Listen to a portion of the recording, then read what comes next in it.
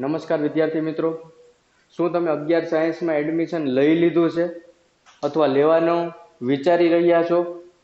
તો આપણે 11-12 સાયન્સમાં તમને કદાચ મેથ્સમાં તકલીફ પડતી હોય અને બી ગ્રુપ રાખવાનું થતું હોય અથવા મેથ્સ ફૂલ ફાવતું હોય અને એ ગ્રુપ રાખવાનું થતું હોય તો એના માટે થોડીક તૈયારી કરવાની છે આપણે એક વિષયમાં, જેનું નામ છે ફિઝિક્સ. ફિઝિક્સમાં થોડો ઘણો પાર્ટ છે એ મેથ્સનો આવે છે, ગણિતનો આવે છે, તો આપણે એ પણ તૈયારી કરવાની છે. પ્લસ તમને જો 11-12 સાયન્સમાં તમે એડમિશન લઈ લીધું છે અથવા લેવા માંગતા હોય તો 11-12 સાયન્સ વિશે થોડુંક આજે આપણે જાણી લઈએ. તો કે 11-12 સાયન્સમાં તો કે બે ગ્રુપ હોય છે, એક એ ગ્રુપ ને એક બી ગ્રુપ. એ અને બી ગ્રુપ તો કે બે અલગ અલગ કેમ પડ્યા? તો કે આમાં પણ મેઇન વિષય 3 હોય છે, આમાં પણ મેઇન વિષય 3 હોય છે. તો કે આમાં 3 મેઇન વિષય ક્યાં હોય? તો કે મેઇન આ અલગ શું કામ પડ્યા કે એ ગ્રુપ વાળા છે એને મેથ્સ આવે છે અને બી ગ્રુપ વાળાને બાયોલોજી આવે છે, જીવ વિજ્ઞાન. જેને ગણિત ઓછું ફાવતું હોય અથવા જેને ડોક્ટર બનવાની ઈચ્છા હોય બે લોકો આ રાખે છે. જેને ગણિત ફૂલ ફાવતું હોય અથવા એન્જિનિયર બનવાની ઈચ્છા હોય એ ક્યુ ગ્રુપ રાખે છે, એ ગ્રુપ રાખે છે. તો કે બીજા બે વિષય કોમન છે. તો કે બીજો એક વિષય છે કેમેસ્ટ્રી, બેયને કેમેસ્ટ્રી આવશે ફરજિયાત. અને ત્રીજો વિષય છે ફિઝિક્સ એટલે કે ભૌતિક વિજ્ઞાન, એ પણ બેયને ફરજિયાત આવશે. મોટા ભાગના બાળકો અત્યારે બી ગ્રુપ બાયોલોજી પણ રાખે છે, પણ બાયોલોજી રાખવામાં તકલીફ થાય છે કે એને મેથ્સ નથી ફાવતું હોતું. મેથ્સ ફાવતું હોય એને તો કાંઈ વાંધો નથી, એને ફિઝિક્સમાં વાંધો ન આવે, પણ મેથ્સ જેને ઓછું ફાવે છે એને ફિઝિક્સમાં પણ થોડી થોડી તકલીફ થાય છે, કારણ કે અમુક ગણિતના સ્ટેપ આવે છે. પણ શરૂઆતથી જ આપણે એ બધું રિકવર કરી લઈએ એટલે તમને 11-12 સાયન્સમાં ક્યાંય પણ તમને મેથ્સની વસ્તુ નડશે નહીં અને તમે સારા માર્ક્સ લઈ શકશો. બરોબર છે? એટલે હવે તમે કોઈ પણ ગ્રુપ પસંદ કરવાના હોય એ પછીની વાત છે.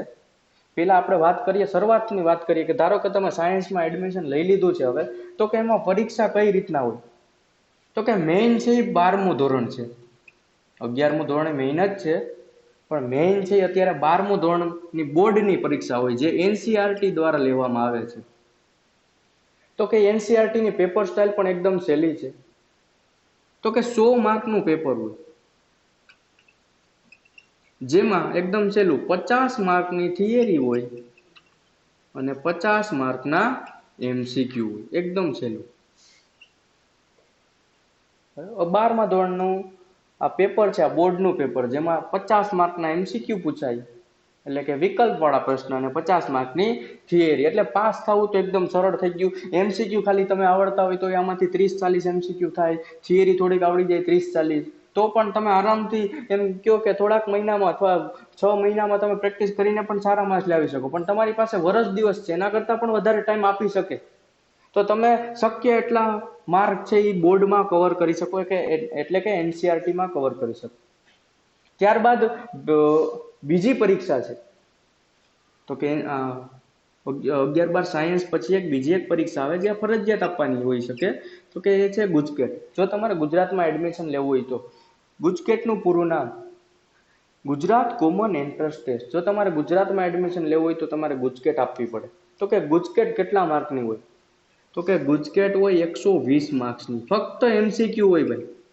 તો કે એમસીક્યુ ક્યાં ક્યાં? તો કે ફિઝિક્સ, કેમેસ્ટ્રી, બાયોલોજી અથવા તો મેથ્સના બધાયના 40-40 એમસીક્યુ હોય, એક માર્ક્સના. એટલે ટોટલ કેટલા માર્ક્સ થાય? 120 માર્ક્સ. અને મેઇન તમે 11-12 સાયન્સનો ગમે ત્યાં જ્યાં હોય એટલે એક વાત તો તમે સાંભળી જ હશે કે NEET, national eligibility cum entrance test, એટલે કે નીટ, જેના દ્વારા તમને ઓલ ઇન્ડિયામાં મેડિકલમાં તમને એડમિશન મળે, જેને નીટની એક્ઝામ કહેવામાં આવે છે. આ એક્ઝામમાં તમારે વધારે સ્કોર કરવો પડે. જે કેટલા માર્ક્સની હોય? તો કે જે હોય 720 માર્ક્સની. કેટલા માર્ક્સની હોય? 720 માર્ક્સની. બરાબર? તો કે એમાં તમને કેટલા, એની પેપર સ્ટાઇલ શું છે? તો કે એની પેપર સ્ટાઇલ કહી દે તો કે આ ફિઝિક્સ છે, કેમેસ્ટ્રી છે અને આ શું છે? બાયોલોજી. બી ગ્રુપ વાળાને આ લાગુ પડશે. બરાબર? એટલે આ જાણવું જરૂરી. તમે 11-12 સાયન્સમાં એડમિશન લેતા હોય અથવા લઈ લીધું છે અથવા ઈચ્છા છે તો આ જાણવું જરૂરી છે કે કેટલી એક્ઝામ આવે. પછી વાત કરીએ તો કે ફિઝિક્સ છે, એના કેટલા એમસીક્યુ હોય ભાઈ? તો કે એના એમસીક્યુ હોય 45. આમાંથી કેમેસ્ટ્રીમાંથી એમસીક્યુ પૂછાય 45, અને બાયોલોજીમાં કેટલા એમસીક્યુ હોય? 90 એમસીક્યુ. બરોબર છે. પ્લસ 5 તમને કેમાં મળશે? ઓપ્શનમાં મળશે. અહીંયા +5 કેમાં મળશે? ઓપ્શનમાં મળશે. અને અહીંયા કેટલા ઓપ્શનમાં મળવા જોઈએ? 10 ઓપ્શનમાં મળવા જોઈએ. એટલે ટોટલ તમે વિચાર તો કરો, 50 ને 50 કેટલા? 100. 100 ને 100 કેટલા થયા? 200 એમસીક્યુ ટોટલ પૂછાય ઓપ્શન સાથે. એને ગુણ્યા હું કેટલા કરું? 4 કરું એટલે કેટલા એમસીક્યુ થાય? કેટલા માર્ક્સ થાય? 800 માર્ક્સ થાય. વિચાર કરો, એમાંથી તમારે કેટલા માર્ક્સના ફરજિયાત એટેમ્પ લખવા પડે? 720. એટલે હકીકતમાં તમારું 720 માર્કનું પેપર નથી, તમારું માર્ક કેટલા માર્ક્સનું છે?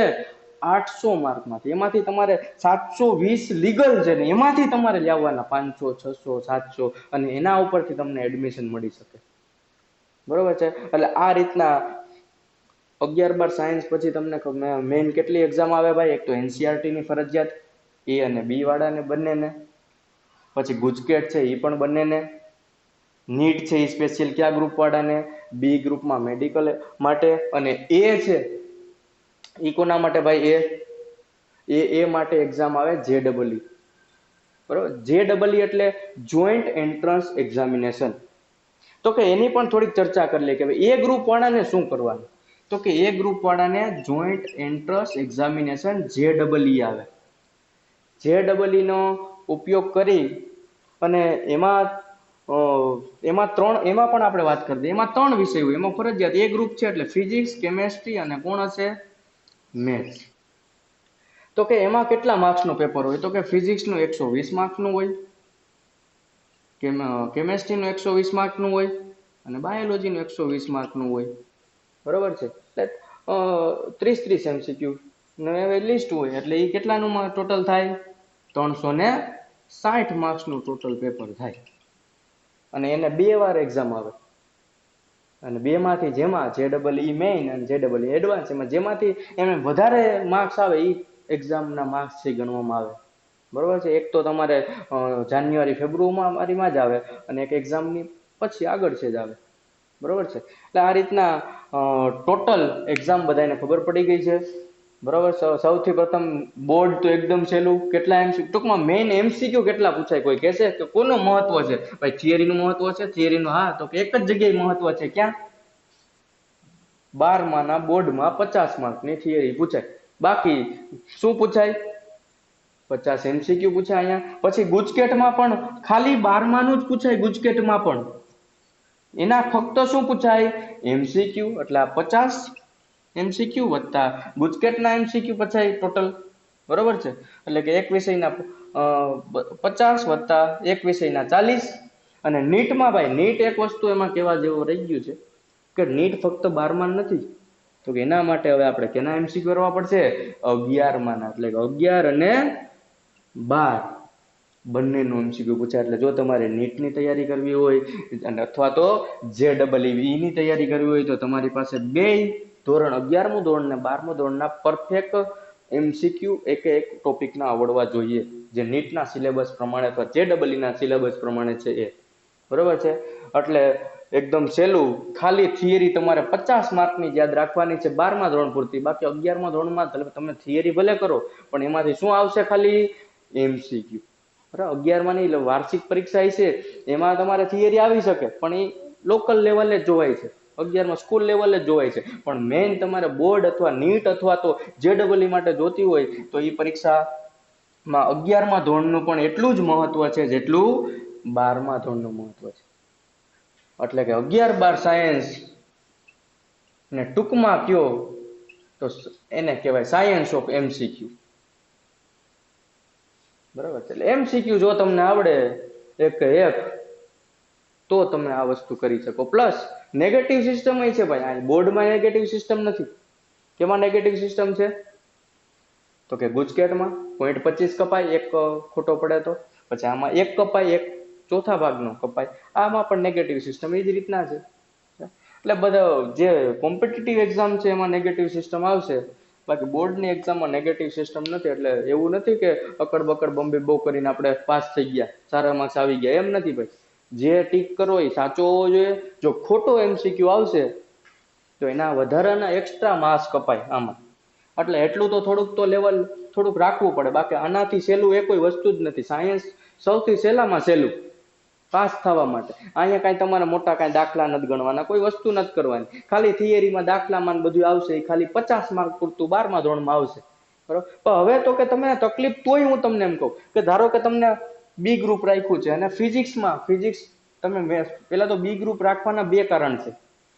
કાં તો તમને મેથ્સ થી અઘરું લાગે છે, અને કાં તો તમારે શું બનવું છે, ડોક્ટર બનવું છે. એટલે અમુક તમારે મેથ્સના સ્ટેપ ફિઝિક્સમાં આવશે, જે તમે શરૂઆતમાં જ કરી લ્યો, પછી તમને ક્યાંય વચ્ચે ક્યાંય આવશે તો કઈ નડવાપણું હશે નહીં. તમને ખબર જ હશે કે 11મા ધોરણમાં આટલું મેથ્સ આવે છે ફિઝિક્સમાં, એ મને આવડી ગયું એટલે વાર્તા પૂરી થઈ ગઈ. પછી તમને ક્યાંય એકોય સબ્જેક્ટમાં તમને વાંધો આવશે. એટલે આપણે એટલા માટે જ આપણે આ સિરીઝ ચાલુ કરવાની છે. બેઝિક મેથ્સની, ફિઝિક્સ માટેનું બેઝિક જરૂર પડશે જેટલું મેથ્સ, એટલું આપણે આ વિડીયો થ્રુ બધાને કહેવાનું છે. એટલે આજ પછીથી આપણે એક એક વિડીયો મૂકતા જશું, બરાબર. શરૂઆત કરીએ આપણે પેલા વિડીયોથી. પહેલા તો થોડુંક ઇન્ટ્રોડક્શન કરી લઈએ ફિઝિક્સનું, પછી આપણે આગળ વધશું. ચાલ ભાઈ.